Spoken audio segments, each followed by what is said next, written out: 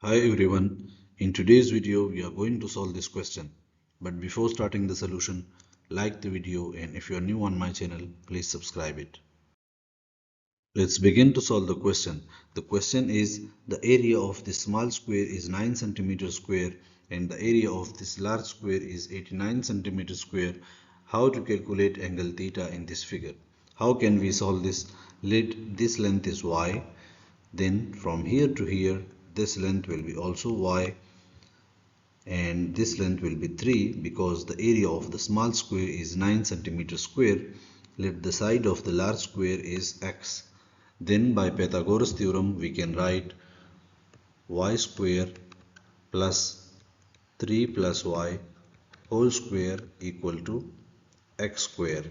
X square is the area of the large square, so x square equal to 89. So y square plus 9 plus y square plus 6y equal to 89. Now we can simplify this.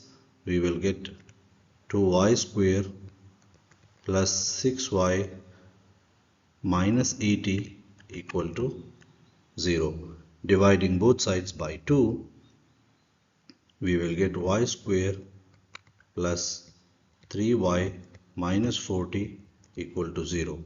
We can factorize this and we will get y plus 8 into y minus 5 equal to 0. From here we get y equal to minus 8 and y equal to 5. We will reject this value and y equal to 5. Now how we will calculate angle theta?